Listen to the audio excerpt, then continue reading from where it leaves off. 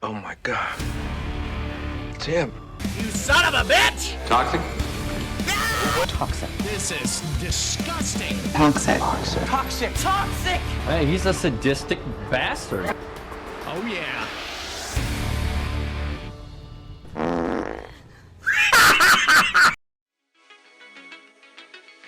Hello, everybody, and welcome to the fourth episode of the Camping Them Softly unofficial Dead by Daylight podcast. I say unofficial just in case they come after me. This is not at all official.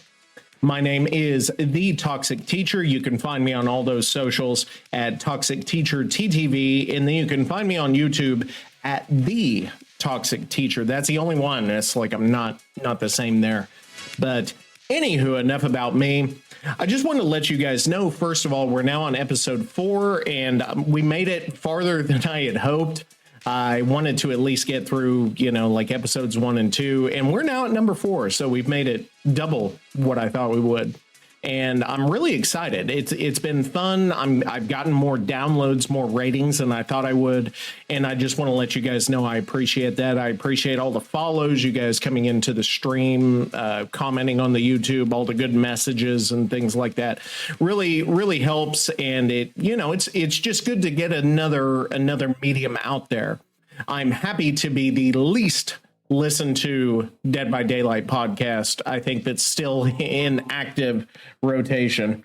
So anyway, guys, let's go into kind of our, into our subject of the day, which is the new chapter, which is 7.6.0. I forget what it's called, but it doesn't really matter. We have a new killer. We have a new survivor. The new killer is called the Unknown, and he's kind of a formless mass of just flab and, ugly. He carries an axe. His neck is way too long. His head is way too small. He looks like I feel after I have Whataburger. Somebody compared him to the average player of Dead by Daylight, which is kind of mean, but, whatever. But I would say he probably looks more like me. I apologize. My phone is going off there. If you can hear that. I don't know if you can because it's kind of away from the mic. But anyway, so this killer, his primary power is kind of like a grenade launcher that shoots these I forget what they're called. I'm looking on the notes. It says he shoots a UVX, a bouncing projectile, which creates a blast area. Survivors become hindered and survivors also become weakened. If you hit them twice, if they're already weakened and they get hit by the blast of one of these grenades, I'll just call them grenades for these purposes.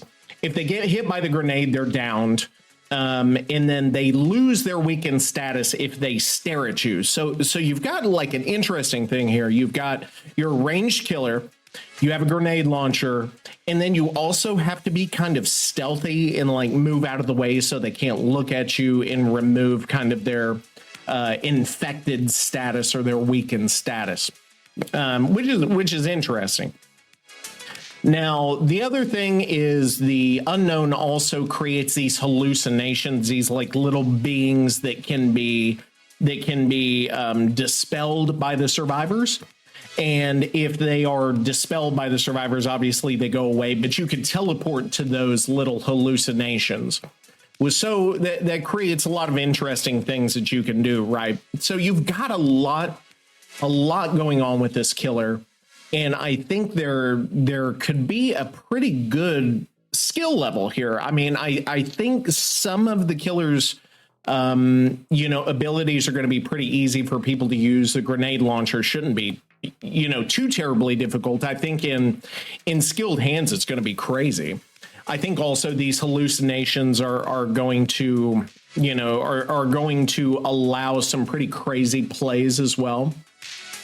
Survivors are going to have to pay attention to those hallucinations and dispel them if they can. which gives them kind of another objective. So all in all, I think this killer is really exciting. I'm looking forward to trying them out. I don't normally play on the PTBs just because I like to earn the blood points and level up everything and prestige up all of my killers and survivors if I ever play Survivor. So, you know, whenever it comes out, I'll probably have more to say whenever the formal chapter comes out. That's going to be, let me see. I think I've got it here on my thing. Actually, it doesn't show on here. It just shows 7.6.0 PTB.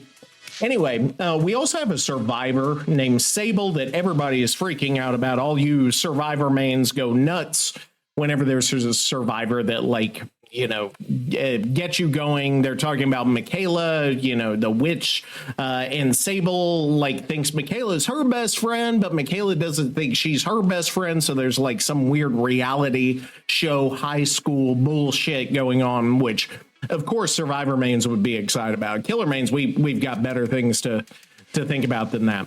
So as far as Sable, the new survivor, she's got some, you know, some funny incantation stuff that she does in the basement. There's one, or not incantation, I'm sorry, let's call it invocation, which is, I don't know what the difference with invoke and incant.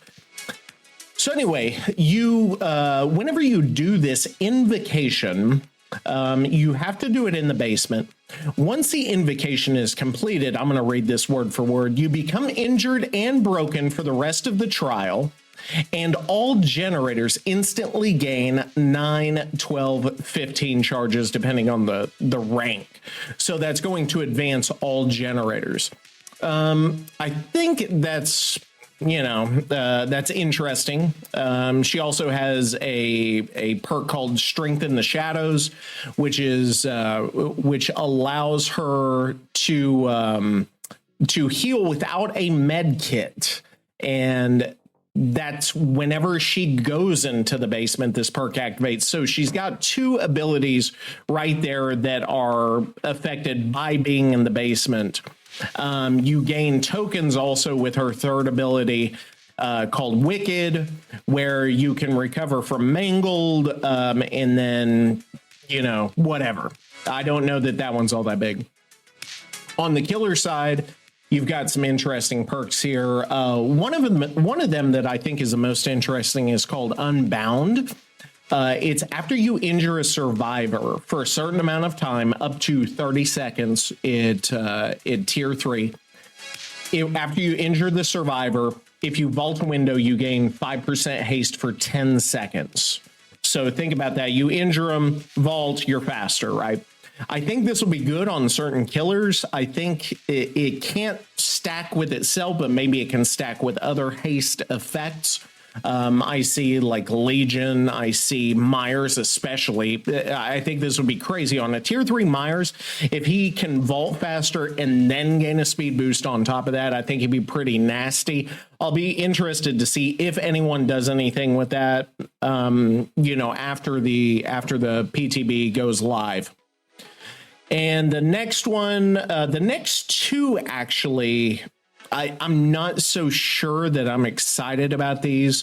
Unforeseen is probably the better of the two.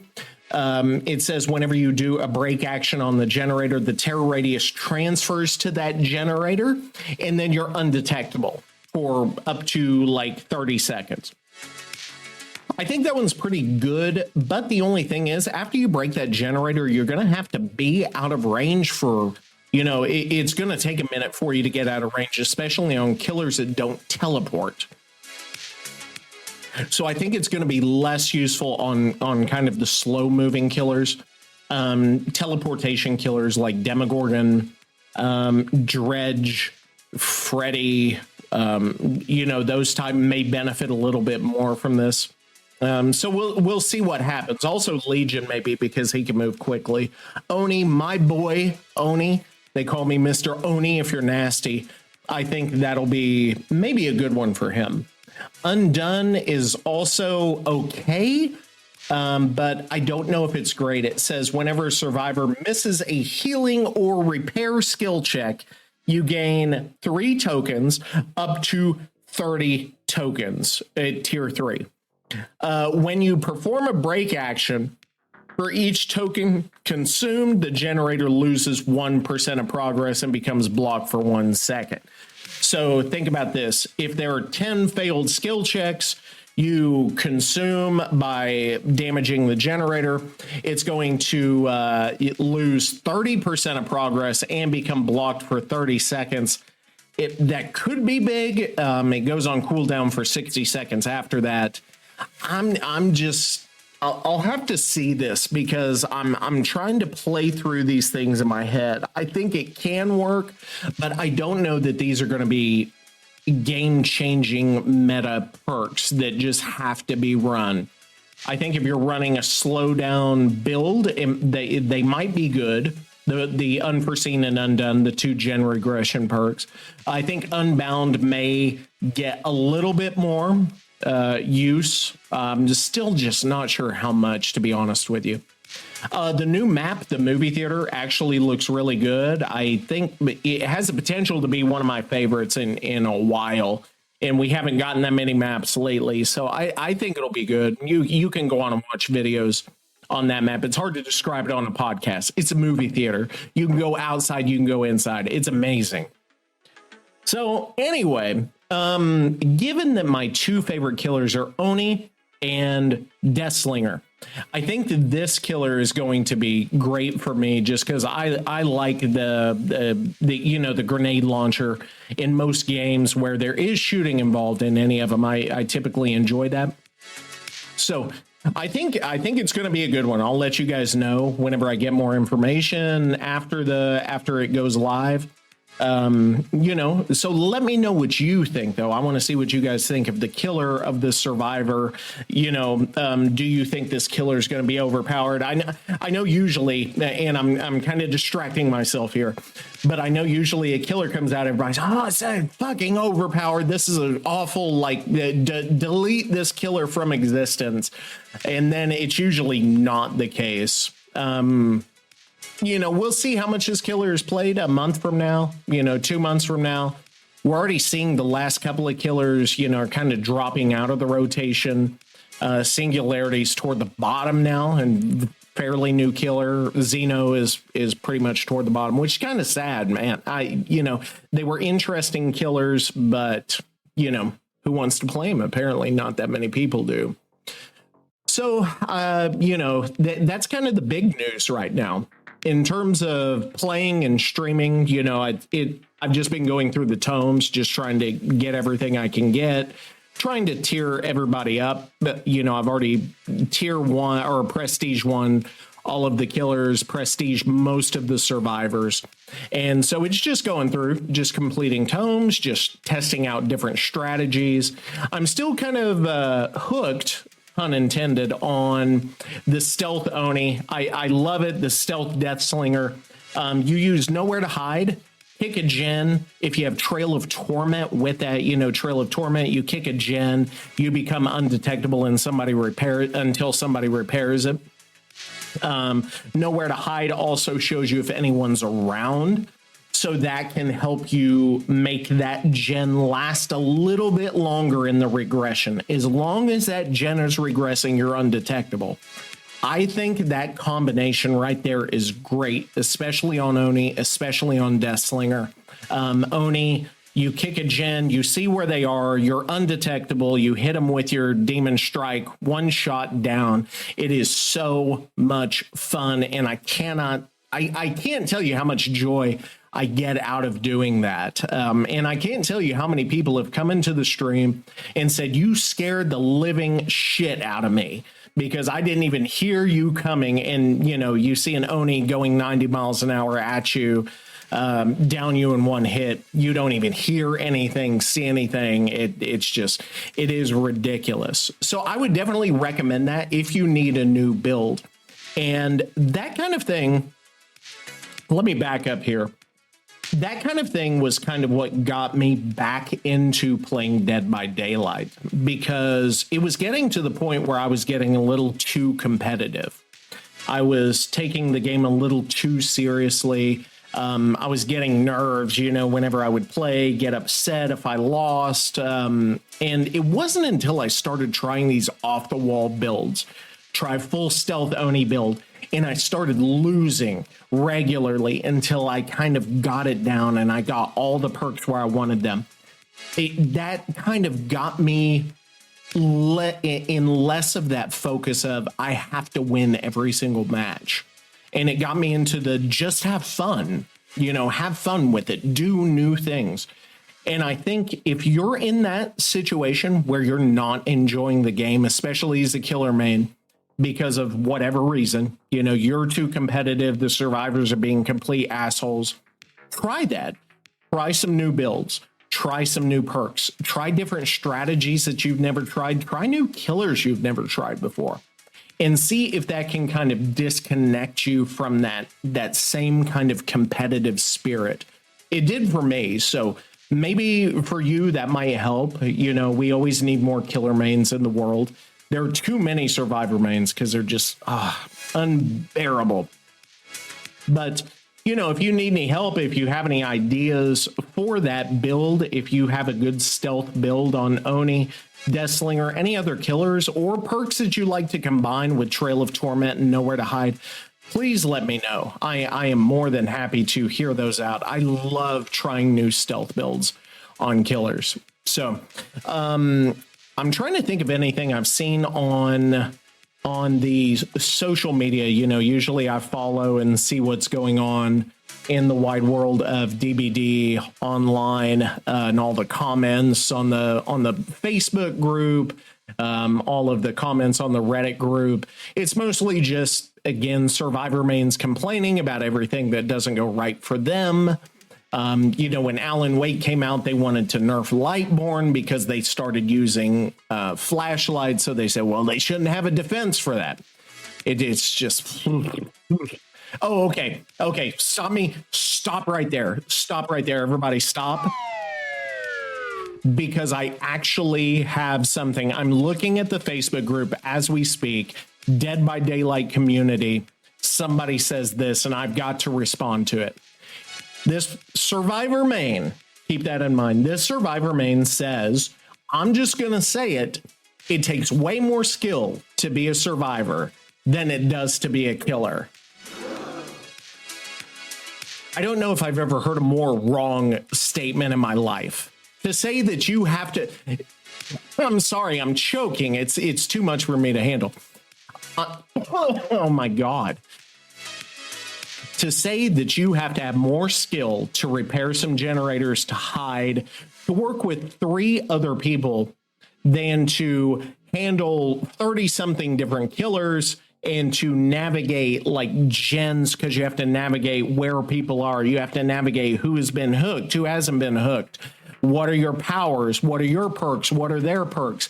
It's fucking crazy to me that this person would even say this. And I don't know. It fucking, like, that just set me off whenever I saw it, because I can't imagine what kind of headspace you would live in that you would say that playing Survivor is harder or takes more skill.